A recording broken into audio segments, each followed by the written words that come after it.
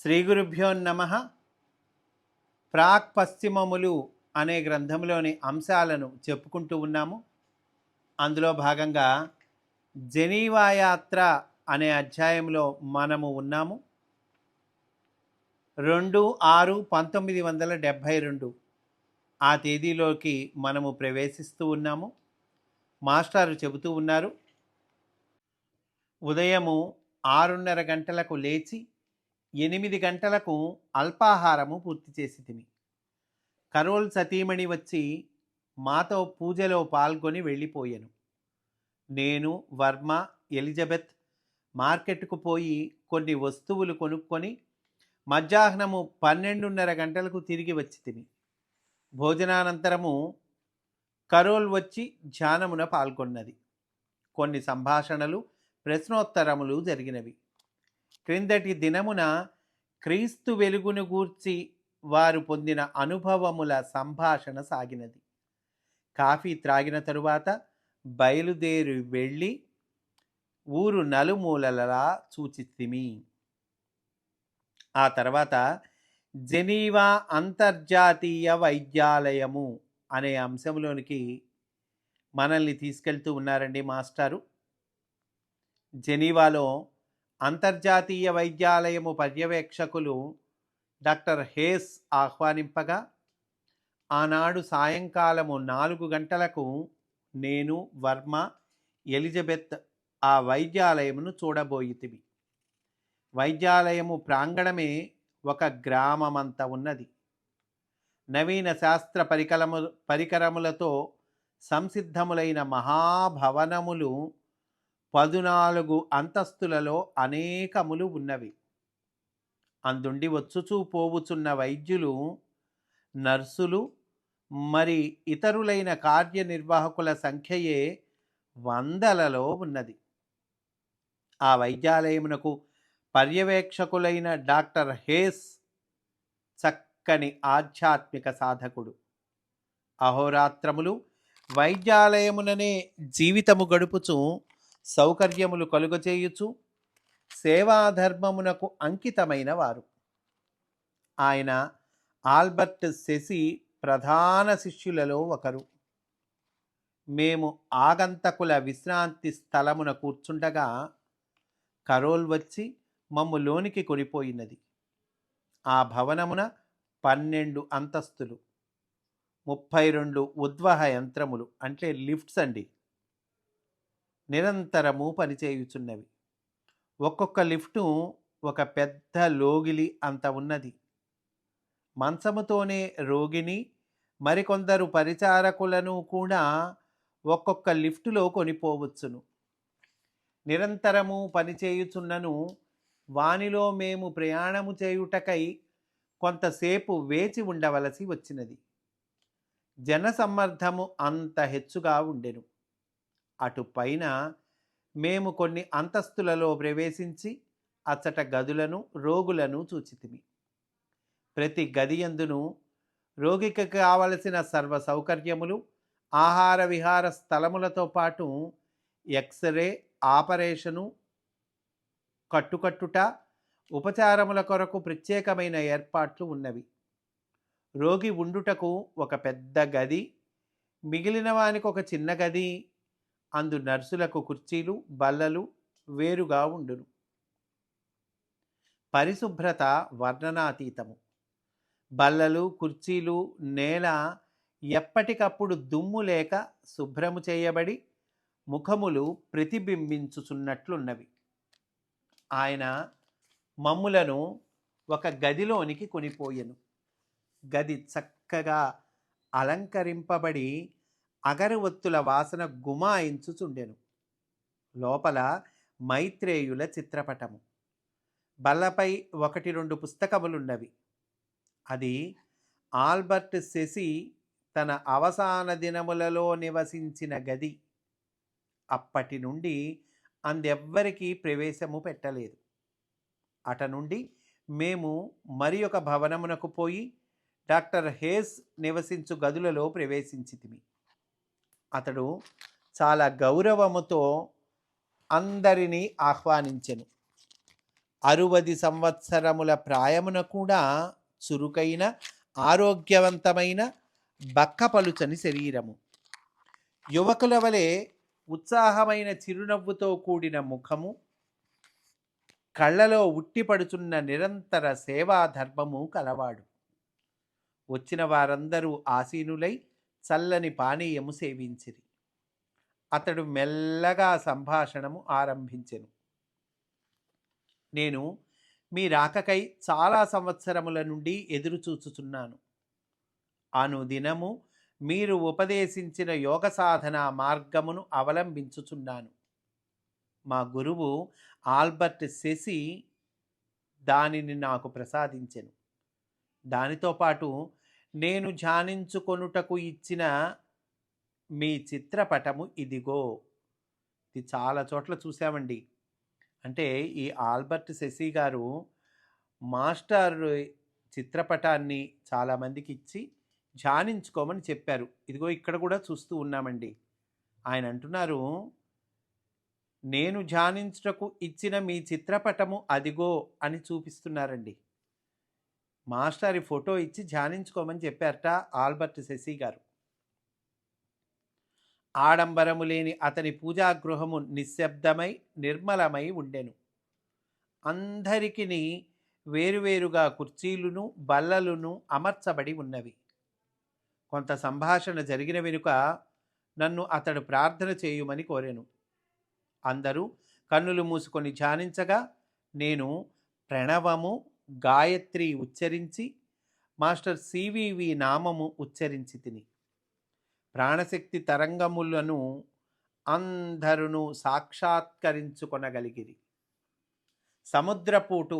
సముద్రపు టలలపై వలె ఎల్లరును తూగిపోయిరి.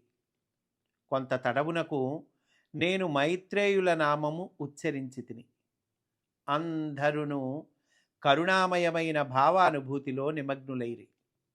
ఆ వైద్యాలయమున ఉన్న రోగులందరికీ ప్రాణశక్తిని ప్రసాదింపుమని ఉచ్చరించుచు 15 నిమిషములు వారిని ప్రార్థనలో నిలిపితిని. ప్రార్థనానంతరము ప్రాణాపానములు ప్రాణాయామము అను వారిని వివరించుచు ప్రసంగింపుమని డాక్టర్ హేస్ కోరెను. నేను ఒక చిన్న ప్రసంగమును చేసి తిని ఆచరణకు కావలసిన వివరణము లభించినదనియు తమ సందేహములు కొన్ని తీరినవనియు అచ్చటి వారు సంతోషించిరి. కొంత సమయము అయిన వెనుక మేము సెలవు తీసుకొని బయలుదేరితిమి. తిరిగి మా నివాసమైన హోటలుకు వచ్చి ఊఫ్లే దంపతులను కలుసుకొని వారికి కావలసిన విషయము తెలిపి పంపించి భోజనములు పూర్తి చేసితిమి. హోటలులో మా నివాసమునకు దక్షిణము వైపున ఉన్న వాతాయనము నుండి అనేక చిత్రవర్ణముల దీపకాంతులతో నిండిన జెనీవా కొలను స్వప్నసీమలలోని విచిత్ర లోకము వలె కనిపించుచున్నది.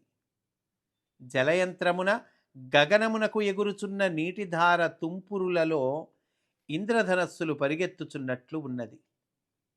దీపములు ప్రతిబింబించుచున్న కొలను నీటిపై తుంపురులు పడి పులకరింతల వలె రంగుల పుక్కిలింతల వలె ఉన్నవి. బహువిధములైన జంత్ర సంగీతములు మైకులలో దూరదూరము నుండి సున్నితముగా వినిపించుచు నగరమంతయు ఛందోమయమైన గంధర్వ నగరి వలె కనిపించుచున్నట్లు చేయుచున్నవి. భూమి ఆకాశముల నడుమ గోడలు పేర్చుచున్నట్లు దూర పర్వత శ్రేణి చీకట్లలో నీలగిరుల వలె కనిపించుచున్నది. మానవుడు సాధించిన వింతలు ప్రకృతి అను తెరపై అనుక్షణము శరవేగముగా ప్రసరించుచుండగా ఈ జగన్నాటకము అంతయు మనస్సునకు విశ్రాంతి కలిగించెను. భూగోళము పరిభ్రమణము చేయుచున్న ఆకాశము ఇంత విశాలమై అనంతకోటి తారకలు ఒక్కొక్కటే ఒక్కొక్క సౌర కుటుంబమై ఉండగా మన భూమిపై గల మానవుల హృదయములలో ప్రాచ్య పాశ్చాత్య ఆధ్యాత్మిక సమన్వయమును మేల్కొల్పుట ఒక పెద్ద కష్టమైన పని కాదు అనిపించినది. ఈ వాక్యం మళ్ళీ చెప్పుకుందామండి. మాస్టర్ ఏమంటున్నారు? ఈ భూగోళము పరిభ్రమణము చేయుచున్న ఆకాశము ఎంతటిది? ఓ బోలెడంతటిది, విశాలమై అనంతకోటి తారకలు ఒక్కొక్కటే ఒక్కొక్క సౌర కుటుంబమై ఉండగా, అంటే ప్రతి తారక్కి ఒక ఫ్యామిలీ. ఇప్పుడు మన సూర్యుడికి ఒక సౌర కుటుంబం ఉంది కదండి, అట్లాగే అనంత కోటి తారకలు ఉన్నాయి. ఆ తారకలకి ఒక్కొక్క సౌర కుటుంబం ఉంది. ఇంత విశాలమే, అంత విశాలమైనటువంటి ఈ విశ్వము, ఈ ఆకాశము. మరి ఇట్లా చూసుకుంటే కనుక మన భూమిపై గల మానవుల హృదయములలో ప్రాచ్య పాశ్చాత్య ఆధ్యాత్మిక సమన్వయము మేల్కొల్పుట ఒక పెద్ద కష్టమైన పని కాదనిపించెను అంటున్నారండి మాస్టర్. ఇంకా చెప్తూ ఉన్నారు, అవ్యక్తమైన గోళాంతర గానముతో శృతి కలిపిన మనస్సున తెల్లవారుజాము వరకును ఆ దృశ్యములను చూచుచు కిటికీకి ఎదురుగా కూర్చొని ఉంటిని. ఇంతలో తెల్లవారబోవుచున్న జాడలు మనస్సునకు కనిపించెను. ఇంతవరకు నిద్రింపలేదన్న భావము జ్ఞప్తికి వచ్చి వెంటనే లేచి శయ్యపై వెన్ను వాల్చి తిని. నిద్ర పట్టలేదు, కానీ పట్టినట్లు తెలిసిన నిద్ర కొంతసేపు పట్టెను. ఇంతలో మిగిలిన ప్రపంచముతో పాటు నేనును మేల్కాంచి తిని అని మాస్టర్ ఆ తర్వాత 3/6/1972 ఆ తేదీలోకి ప్రవేశిస్తూ ఉన్నారండి. మాస్టర్ చెబుతూ ఉన్నారు, ఉదయం 5 గంటల ప్రాంతమున లేచి కిటికీ నుండి బయటకు చూడగా మంచు పొరలలో నిండి నీలాకాశము, ఆల్ప్స్ పర్వతములు, జెనీవా కొలను, అందు ప్రతిబింబించుచున్న రంగుల దీపముల తోడి దృశ్యము, సన్నని తెరలో నుండి కనిపించుచున్న చిత్రకారుని సృష్టి వలె ఉషకాంతులలో స్పష్టాస్పష్టముగా కనిపించెను. స్నానాధికములు పూర్తి చేసుకొని అల్పాహారము ముగించి వచ్చులోపల మమ్ము చూచుటకు 2 స్త్రీలు వచ్చి వేచి ఉండిరి. వారికి కావలసిన వైద్యము సలహా పూర్తి అయిన వెనుక 5 నిమిషములు ధ్యానము చేసి వారు తమ అనుభూతిలో అశ్రుపూరిత నేత్రములతో కండ్లు తెరిచిరి అని అంటూ మాస్టారు దేశ దేశముల విశేషములు అనే అంశాలలోనికి మనల్ని తీసుకెళ్తూ ఉన్నారండి. అందు ఒక వనిత ఇట్లు ప్రశ్నించెను. ఒక ఆవిడ అడిగిందటండి. ఏమని అడిగింది? మీరు ఈ దేశములు తిరుగుచున్నప్పుడు గమనించిన విశేషములను మీ వలన వినగోరుచున్నాము అని అడిగిందట. అంటే మీరు ఈ దేశాలు తిరుగుతున్నారు కదండి, మీరేం విషయాలు గమనించారు అని అడిగిందండి. చూడండి, చాలా అద్భుతంగా ఆ దేశంలో పరిస్థితులు ఎట్లా ఉన్నాయి అని మాస్టారు రకరకాల దేశాలు తిరిగారు కదండి, అక్కడ విశేషాలు మాస్టారు వివరిస్తూ ఉన్నారండి. శ్రద్ధగా విందాము. నేనిట్లు నా అభిప్రాయములను వెలిబుచ్చి తిని. స్విట్జర్లాండ్లో కన్నా బెల్జియంలో చలి ఎక్కువ, అంతకన్నా హాలెండులో చలి ఎక్కువ. ఫ్రాన్స్లో వాతావరణము భారతదేశమందలి చలికాలము వలె ఉన్నది. అలంకరణాభిలాషలో హాలెండు కన్నా ఫ్రాన్సు, అంతకన్నా స్విట్జర్లాండు, అంతకన్నా బెల్జియం అందెవేసిన చేతులు. ఫ్రాన్స్లో బాట వెంటపోవు వారిలో తక్కువ మద్యము త్రాగి తూలువారు భారతదేశమునందు వలనే కనిపించుచున్నారు. కానీ భారతదేశమునందు కన్నా ఎక్కువ అసభ్యముగా స్త్రీ పురుషులు బాటలలో ప్రవర్తించుచున్నారు. కొందరు తెలివి తప్పి వీధులలో పడిపోవుట కూడా చూచితిని. అచట పిల్లలు కూడా మద్యము కైపులో కనిపించిరి. డబ్బు విషయమున ఈ 4 దేశములలోనూ బెల్జియం వారు కొంత ఉదార స్వభావులు, మిగిలిన వారు లౌకికమైన జాగరూకత కలవారు. స్విట్జర్లాండ్ వారు పూర్తిగా పిసినిగొట్టులు, సహజముగా వాణిజ్య స్వభావము కలవారు. ఇతరులకు నష్టము కలిగినను తమ లాభము విడువరు. ఫ్రెంచి వారు సోమరితనము, బాధ్యత లేకుండుట, సుఖాసక్తి, సంకుచితమైన తీవ్ర దేశభక్తి కలవారు.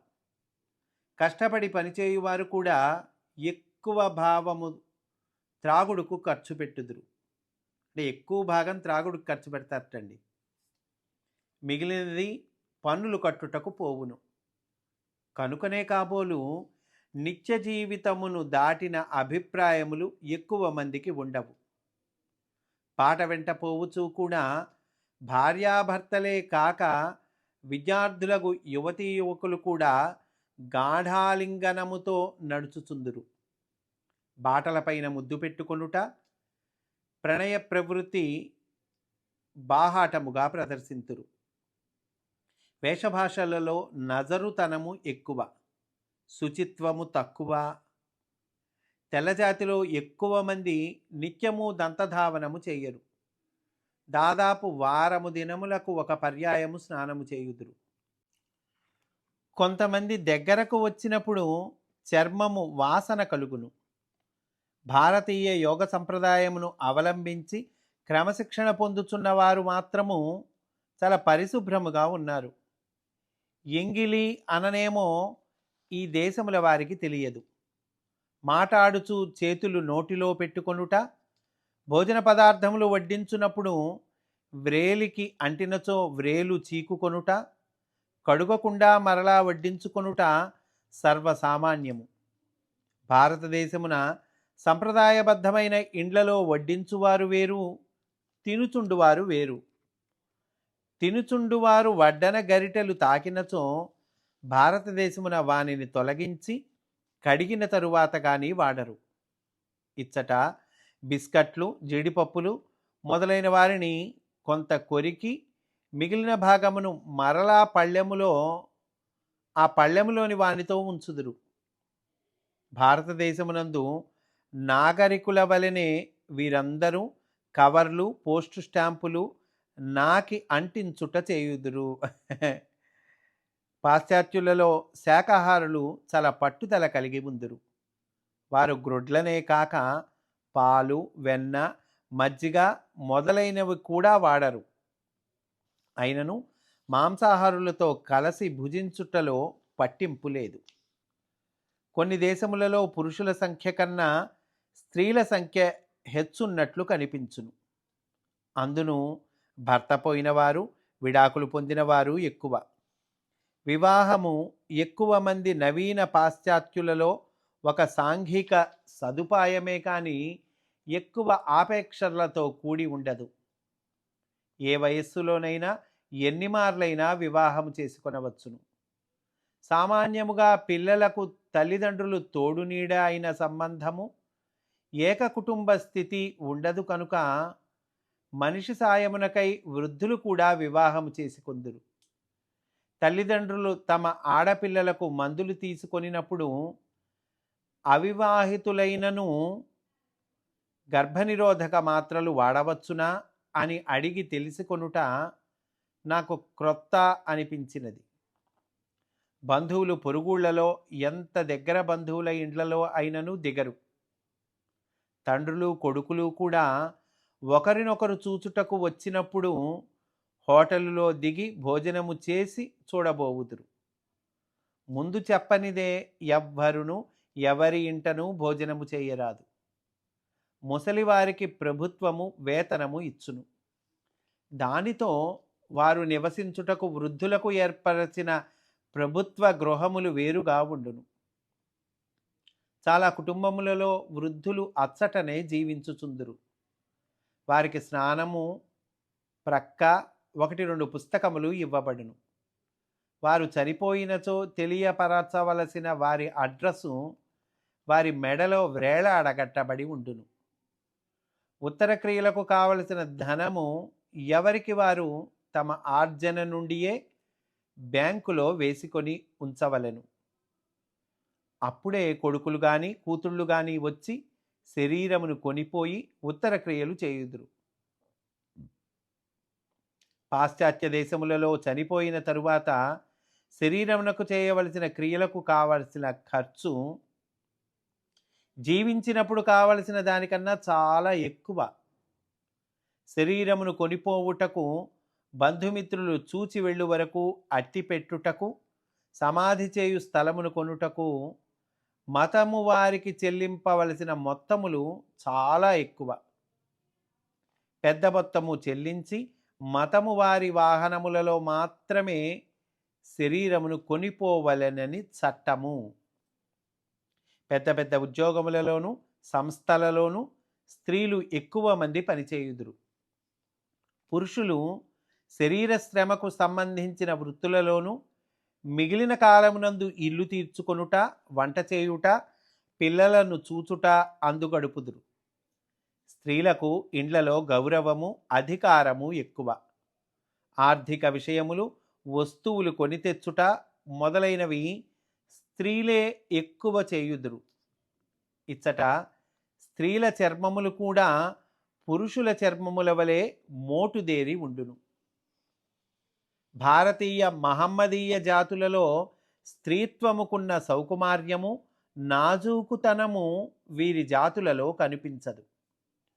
పురుషుల స్పర్శ కూడా వీరిపై ఎక్కువగా పనిచేయదు. ఎక్కువ మంది విషయమున ప్రణయమునకును శరీర సౌఖ్యమునకును సంబంధము తక్కువ. చనిపోయిన వారి విషయమున దుఃఖము కన్నా ఆచారకాండ ఎక్కువగా పనిచేయును. దుఃఖమున్నను మిగిలిన జాతులకున్నంతగా హృదయమును స్పృశింపదు. ఒక కుటుంబమున ఏకపుత్రుడు ఉద్యోగము చేయుచున్నవాడు ఆకస్మికముగా మరణింపగా పరామర్శింపపోయితిమి. పోయినవాని తల్లి కొంత దుఃఖించిన వెనుక నన్ను వేరే గదిలోనికి కొనిపోయి తన అనారోగ్య వివరములు చెప్పి, అంటే కొడుకు శవము అచ్చట ఉండగానే తన అనారోగ్య వివరములు చెప్పి మందులు వ్రాయించుకొని భద్రపరుచుకున్నది. ఫ్రాన్సు దేశమున కొన్ని ప్రాంతములలో ఒక్కపడి పేరు చెప్పినచో వెంటనే పోలీసులు అరెస్టు చేయుదురు. అది ఘోరమైన మాదక ద్రవ్యమని వారి అభిప్రాయము. ఒకనాడు సాయంకాలమున మేము లియాన్ పట్టణములో నివసించుచుండగా వర్మ మా నివాసమునకు సమీపమున ఉన్న ఒక దుకాణమునకు పోయి వక్కపొడిని గూర్చి ప్రశ్నించెను. మేము భారతదేశము నుండి కొనిపోయిన వక్కపొడి ఆ దినముననే అయిపోయినది. ఆ దుకాణము యజమాని చాలా భయపడి పోలీసులు పట్టుకొని పోవుదురనియు, తెలిసినచో మేమున్న ఇల్లు సోదా చేయుదురనియు గట్టిగా హెచ్చరించెను. పిన్నలు పెద్దలు కూడా మద్యమును బాహాటముగా సేవించు దేశమున ఇట్టి వింతకు కారణమేమి అని విచారణ చేసి తిని అచ్చటి వారికి జాజికాయకును పోక చెక్కకాయకును భేదము తెలియకపోవుటయే కారణమని గమనించి తిని. ఐరోపా ఖండములోని అనేక దేశముల వాస్తవ్యులైన తెల్లజాతి వారి నడుమ కొన్ని మాసములు తిరిగిన వెనుక వారి వారి దినచర్యలను చక్కగా పరిశీలించి తిని. పల్లెలు పట్టణములలోని ఆచారములను పరిశీలించి తిని. నాకు అనిపించినది ఒక్కటే. చాలా విలువైన మాట ఇక్కడ మాస్టర్ చెప్తూ ఉన్నారండి. అన్నింటినీ పరిశీలించాను, నాకు అనిపించినది ఒక్కటే అంటున్నారు. ఏమిటండి అది? మమ్ము భగవంతుడు ఐరోపా ఖండ యాత్రకు ఆహ్వానింపచేయుట అదృష్టమని ఏమాత్రము నమ్మలేము.